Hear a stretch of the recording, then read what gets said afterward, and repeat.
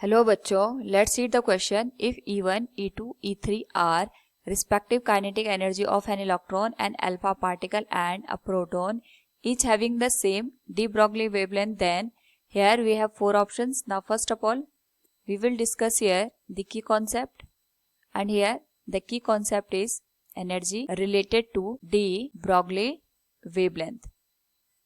तो यहाँ पे जब हम de Broglie wavelength की बात करते हैं, सबसे पहले it is related to the momentum like lambda equals h divided by p.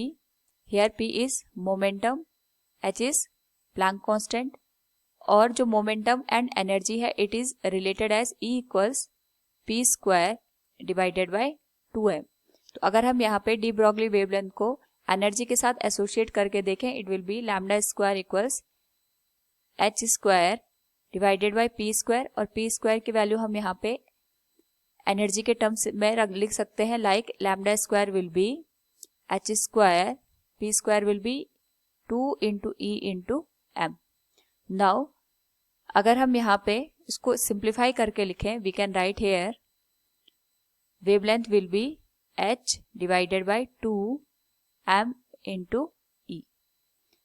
Now इस पर्टिकुलर रिलेशन से हम ये कंक्लूजन निकाल सकते हैं, इस पर्टिकुलर केस में अगर वेवलेंथ हर कंडीशन में सेम है, वहां पे जो मास और एनर्जी है, अगर हम उसे यहाँ पे देखें, those quantities will be inversely proportional to each other, क्योंकि सबकी जो वेवलेंथ है वो हमें इक्वल गिवन है. पार्टिकल्स हमें गिवन है electron, proton and alpha particle. तो यहाँ पे तीनों की वेवलेंथ को इक्वल करने के लिए अगर हम देखें यहाँ पे, तो energy will be inversely proportional to the mass of the given particle.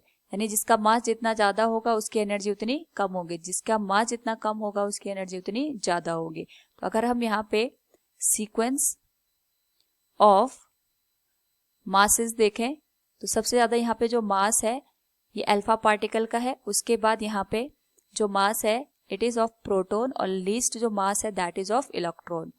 तो इसी सीक्वेंस में अगर हम एनर्जी की बात करें, तो यहाँ पे जो एनर्जी होगी वो इलेक्ट्रॉन की सबसे ज्यादा होगी, उसके बाद प्रोटॉन की, और सबसे जो कम एनर्जी है यहाँ पे वो हमारे पास अल्फा पार्टिकल की होगी.